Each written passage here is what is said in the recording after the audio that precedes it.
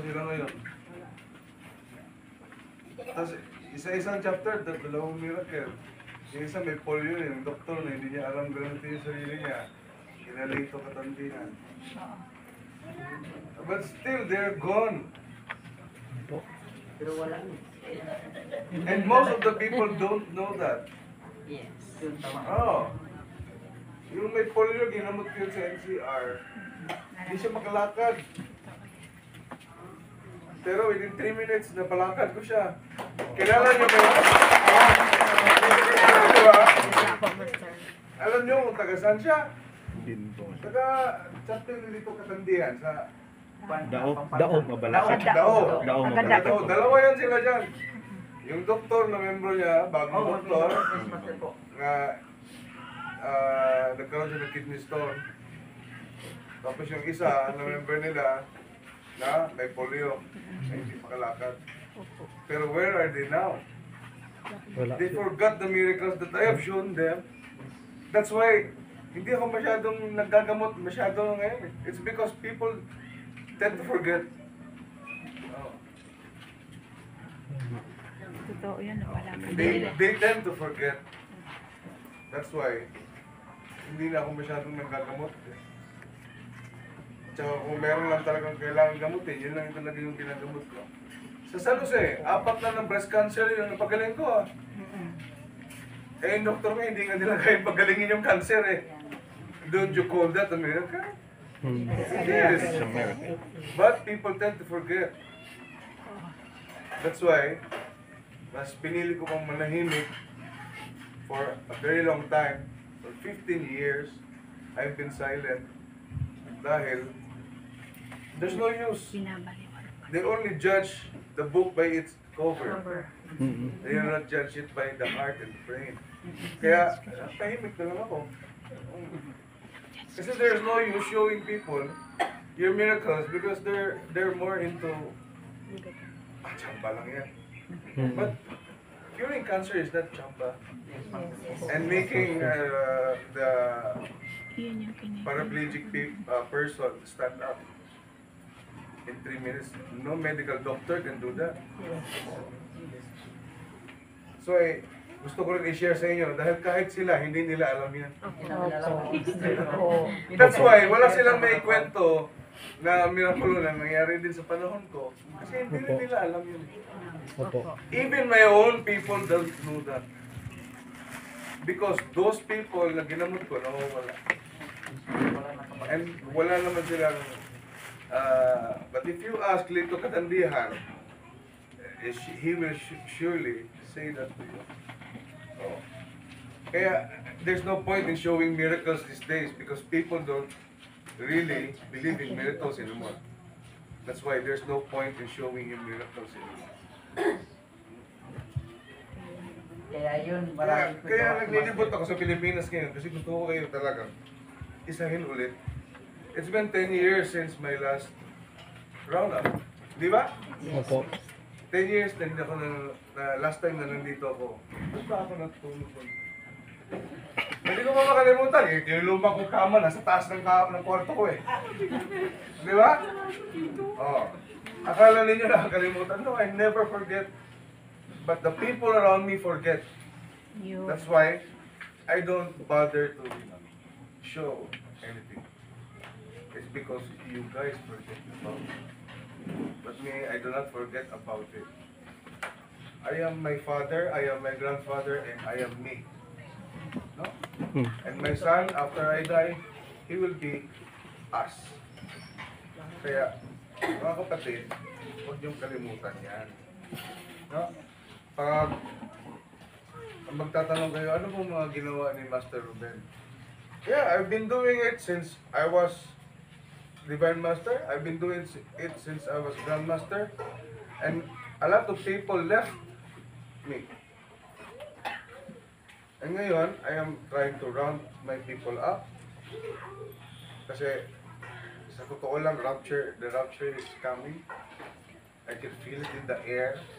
That's why I need my people to be full again. Kaya, huwag natin kalimutan yan. Kasi, you know, at saka, Sinabi na yan dati. Time will come that this boy will do. No? A lot of you, all people here na nakapunta ng Dinagat Islands na yung stage ng admin dati, ganito pa kaligit. At meron pa diyang purok-purok sa gilid. Sino nakapunta doon ng ganyan pa yung admin? Wala. Wala, di ba? That's why you don't know anything. That's why, po kunyari, sinabi niya, okay, maniwala dyan, sumunod kayo sa akin, si Chris ba? Chris. Kasi may sumusunod din kayo eh. Because you don't know anything. So, my challenge to you is, know your history. No? Hindi naman ng porket nakasuot kayo ng sing-sing, tapos nagdadasal kayo, tao na inuruben. No. You should know the history, kung saan nanggaling yun. And saan tayo patutungo? No? And minsan hindi ko sinabi ng Panginoon ako, no. Mensahero lang po ako po. And I do heal people if they believe. And if you do not believe, kahit anong damot ko pa sa iyo, you will never be healed. Oh. Kaya marami nang nagtatanong sa akin, Master, wala mo gihapon ko naayos ako, sa akong sakit. It's because luwag kayo magpagtuos, tinuod lang. Wala siya puso. Yes. Kasi ginawa ni Jesus Christ dati, ginamot niya yung mga hindi nagtuo sa iyaha. Di ba? Parang mutuo sa iyaha. But the problem is, nowadays, nandyan na kayo eh. Hindi ko na kailangan pang patuuhin kayo eh. Dapat. Because you are there. No? Ang kailangan, kayo mo mutuos ko Hindi na ko kailangan magpatuo sa inyo, hindi mo ko patutuo. No? Yeah, you guys remember that eh. If you do not remember that, and if you do not know your history, you will be gone. Wala. There's so much evil in the world today. And that's why I'm going around up na. Because wala nang balance eh. Wala nang balance eh. Masyado nang maraming mali sa mundo. Noong kapanahon na ni Divine dati, napakadami natin. And the world is in the balance. But ngayon, we are very few. It's because you yourself, kinakatakutan ninyo i-spread yung knowledge ninyo. Kaya rin wala akong tinutugutan na mag-mission ngayon talaga. Because most of us, most of you guys, doesn't deserve to go to a mission. Kaya may tinanong ako, Master, mag-mission ko, okay. Anong missionin mo? Manggagamot ako. Para saan? Kasi yung pamilya ko, Master, walang pera. No, you do not go to a mission na para kikita ka. Divine Master went on a mission before, nung bata pa siya. Wala kapalit yun. Pagmamahal lang sa tao. That's what's wrong these days. Nagmi-mission ka dahil donation yung habol mo, hindi yung pagkakamot. Kaya, ni isa, wala akong pinayagan mag-mission talaga. Sa totoo lang. It's because it's not worth it. Pag dadating doon, nanggagamot siya, hindi naayos yung paggagamot niya. Ako pa rin yung tatanungin niya, Master, may pasyente ko dito.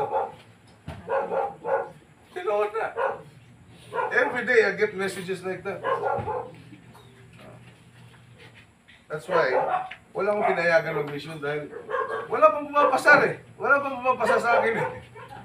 Sa totoo lang. Wala pang pumapasa. Yung mga ginamot ko dati, nasa na sila ngayon? Wala. Yung iba nangaliwa, tapos yung iba nawala. You know? Wala nga lang pasasalamat eh. So ikaw, may polio ka, pinalakad kita. Tapos umalis ka lang sa akin. Di ba walang pasasalamat na tawag doon? And then, if you're really devoted to the cause, kasi the association is just a name. Sa totoo lang. You know? And there are legal limits to having an association. But my principle is, my faith kasi, I have very strong faith. Alam mo, sa totoo lang, sinabi ng daddy ko, Grandmaster ninyo. Na anak, ipaparehistro mo daw yung, yung Rubenian. Sabi ko, opo, dad. Sabi niya, kakayanin mo kaya yung sakit ng ulo? Kasi, tingin talaga, masakit yung ulo talaga kasi, a lot of you have loose faiths. Totoo lang. Sabi ko, dad, mahal ko yung mga tao. That's why Rubenian was born. No? Yung Rubenian started as the 9 stars. Alam niyo yan? Hindi. Most Alam of you po. don't Alam know po. that. Alam It po. started as 9 stars and then Rubenian Friendship Club and then until it became the Rubenians and then it became the Rubenian International Incorporated. Most of you doesn't know that, di ba? See? Because you don't know kung saan kayo nanggaling.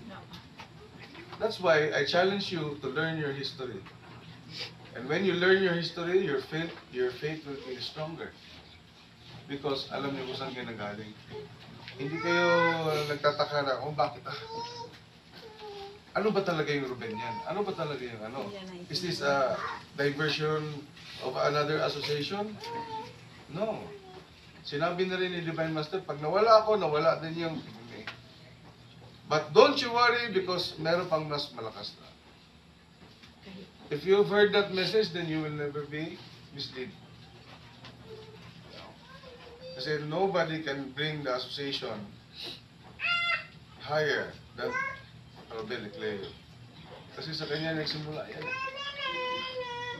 At sa mga hari, sa mga kingdom dati, hindi pwede yung auntie mo, yung maging hari. Kasi babae siya eh. Tama. No? The kingship can only be passed to the eldest son. Do you know that? Yes, And Master. if you know that, you will never question me. Yes. At kung alam niyo yan, hindi kayo mapapariwala. Hindi kayo pupunta kung saan-saan, kung sino-sino mga missionary yung pakikinggan ninyo dahil akala niyo tama siya. Saan ba nanggaling yung kaalaman niya? See? Nasagot ko ba yung mga pangutanan ninyo? Yes. Okay, go!